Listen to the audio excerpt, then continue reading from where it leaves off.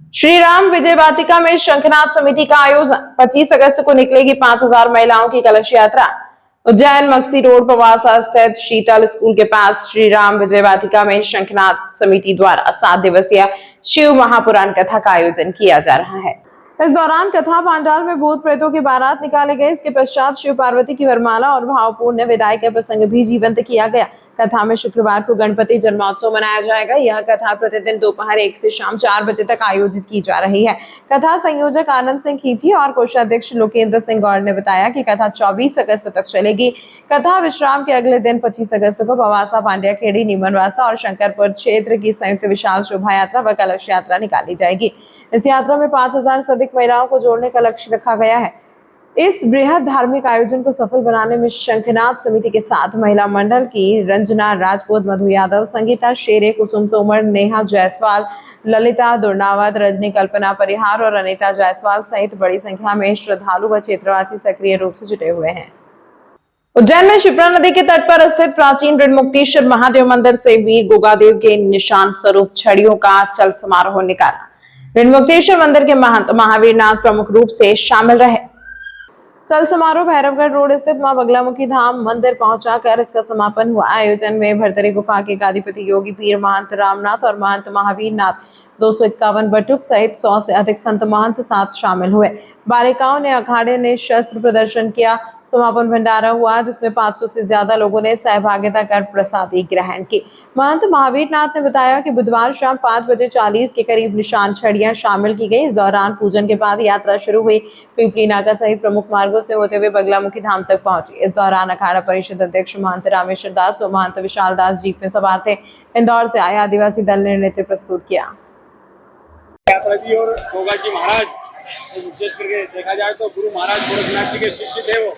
तो ये यात्रा ऋणमुक्तेश्वर महादेव से प्रारंभ हुई तो बगलामुखी धाम पर देखते देखते लाखों की तादाद में बटुक ब्राह्मण, साधु संत और हमारी बहन बेटी मातृशक्ति और जितने वाल्मीकि समाज के जो गोगा जी महाराज की छड़ी उठाते सभी आकर और यहाँ पर बगलामुखी आकर माँ भगवती और गोगा जी महाराज छड़ी की पूजा यहाँ पर करी और विशाल एक चल समारोह जो हुआ उसको ऐतिहासिक यही है कि देखा जाए तो जीवन में ऐसा मुझे देखने में तो एक जीवन में बड़ा एक गोगा जी महाराज की छड़ी यात्रा महाराज यहाँ पर अलग संस्कृति भी देखने को मिली। काफी जो यहाँ पर चल समारोह में शामिल हुए हैं लोग जिन्होंने कला का भी अपना एक रंग बिखेरा है।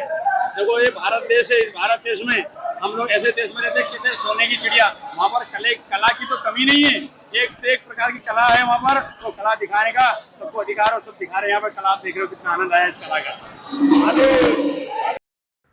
मुख्यमंत्री डॉक्टर मोहन यादव उज्जैन में चल रहे विभिन्न विकास एवं निर्माण कार्यों की लगातार मॉनिटरिंग कर रहे हैं। सियासत 2028 को दृष्टिगत रखते हुए मुख्यमंत्री समय समय पर विकास कार्यों के क्षेत्रों में पहुंचकर धरातलीय निरीक्षण कर रहे हैं और अधिकारियों से कार्यों की प्रगति की जानकारी ले रहे हैं। मुख्यमंत्री की मंशा है कि सियासत के दौरान उज्जैन आने वाले श्रद्धालुओं को किसी प्रकार की असुविधा न हो। इसके लिए सभी आवश्यक विकास कार्य समय पर और बेहतर गुणवत्ता के साथ पूर्ण किए जाएं। इसी क्रम में मुख्यमंत्री डॉक्टर मोहन यादव ने गुरुवार सुबह शहर में जारी विभिन्न विकास एवं निर्माण कार्यों का मौके पर पहुंचकर निरीक्षण किया। उन्होंने सबसे फ्रीगंज क्षेत्र में निर्माणाधीन नए कलेक्टर एवं पुलिस अधीक्षक कार्यालय भवन का जायजा लिया। यहां से उन्होंने सती गेट और गोपाल मंदिर मार्ग तक पैदल भ्रमण कर क्षेत्र में चल रहे विकास कार्यों, यातायात व्यवस्था और नागरिक सुविधाओं की स्थिति का जायजा लिया। मुख्यमंत्री ने अधिकारियों से विभिन्न कार्यों की प्रगति और आगामी कार्य योजना की जानकारी भी ली। निरीक्षण के दौरान मार्ग पर स्थानीय नागरिकों और व्यापारियों ने मुख्यमंत्री डॉक्टर मोहन यादव का पुष्प वर्षा कर जोरदार स्वागत किया। मुख्यमंत्री ने भी शहरवासियों का अभिवादन स्वीकार किया। उन्होंने उज्जैन के सर्वांगीण विकास के साथ धार्मिक पर्यटन सुविधाओं को और अधिक सुदृढ़ बनाने की अपनी प्रतिबद्धता दोहराई। मुख्यमंत्री ने अधिकारियों को निर्देशित किया कि सियासत 2028 को ध्यान में रखते हुए चल रहे सभी विकास कार्यों में गुणवत्ता और समय सीमा का विशेष ध्यान रखा जाए ताकि उज्जैन आने वाले देश विदेश के श्रद्धालुओं को बेहतर सुविधाएं उपलब्ध हो सके। ऐसे में आवागमन की दृष्टि से अब मार्गों का चौड़ीकरण की आवश्यकता है। ऐसे में बड़े पैमाने पर नागरिकों ने अपने स्वयं के आवास, संस्थान, कई प्रकार की चीजों का स्वैच्छिक रूप से हटा करके जो बड़ा सहयोग किया, मैं उनका आभार मानता हूँ। और सरकार के संकल्प के साथ जनता का संकल्प और बड़ा है। उज्जैन वासियों को सभी धर्मों के लोगों के साथ सभी समाजों के लोगों ने भी अपने भविष्य का स्वर्णिम उज्जैन बनाने का जो प्रयास किया, मैं सबका अभिनंदन करता हूँ, सबको धन्यवाद देता हूँ। और मान के चलेंगे कि उनकी कठिनाई के कुछ दिनों के बाद ये जो उज्जैन का रूप निकल के आएगा, वाकई वो भूतों न भविष्य रहेगा। मैं राजा विक्रमादित्य की नगरी बाबा महाकाल की नगरी का वजन का सौंदर्य जिस प्रकार से दिख रहा है, वो हम सबको लालायित करेगा। मेरी अपनी शाही सवारी सिमरन 2028 हरिहर मिलन, रोज नया नया जो उज्जैन का वैभव है, वाकई अद्भुत है। भगवान महाकाल मंदिर के सामने स्थित करीब 60 वर्ष से अधिक पुराने एवं जर्जर पड़ चुके भवन को नगर निगम द्वारा बुधवार को माननीय उच्च न्यायालय के आदेश के पालन में हटाया गया। भवन की जर्जर स्थिति एवं इससे श्रद्धालुओं तथा आमजन की सुरक्षा को उत्पन्न संभावित खतरे को देखते हुए निगम द्वारा यह कार्यवाही की गई। उक्त भवन का तकनीकी निरीक्षण Maulana Azad national institute of technology Bhopal की तकनीकी टीम द्वारा प्रत्यक्ष निरीक्षण के आधार पर किया गया। तकनीकी रिपोर्ट में भवन की भार वहन करने वाली चिनाई की दीवार बाहर की ओर झुकी हुई, दीवारों में व्यापक दरारें, सहायक स्टील गर्डरों में क्षरण, पारंपरिक छत प्रणाली का क्षय, कई स्थानों पर सीलन तथा सीढ़ियों में खराबी पाई गई थी। उक्त तकनीकी रिपोर्ट को निगम द्वारा माननीय उच्च न्यायालय में प्रस्तुत की गई है। तकनीकी टीम द्वारा स्पष्ट किया गया था कि भवन की वर्तमान संरचनात्मक स्थिति को देखते हुए इसमें निरंतर उपयोग अथवा भीड़भाड़ के दौरान लोगों की मौजूदगी का जोखिम अस्वीकार्य है।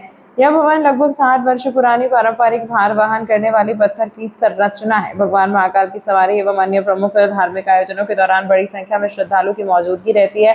ऐसी स्थिति में यदि लोग अनाधिकृत रूप से भवन की छत अथवा ऊपरी मंजिलों पर पहुंचते हैं तो भवन की जर्जर संरचना पर अतिरिक्त भार पड़ने से गंभीर दुर्घटना की आशंका उत्पन्न हो सकती थी।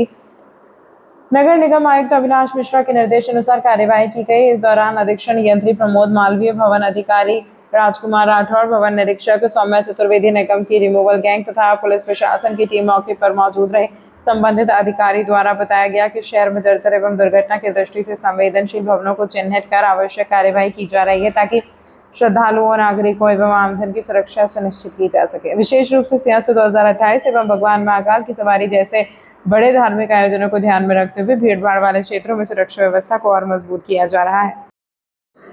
आज महाकाल लोक के सामने एक जर्जर भवन जो कि परचुरे भवन के नाम से था, उसका प्रकरण माननीय न्यायालय में विचाराधीन था, जिसको आज माननीय न्यायालय ने समाप्त घोषित कर दिया है।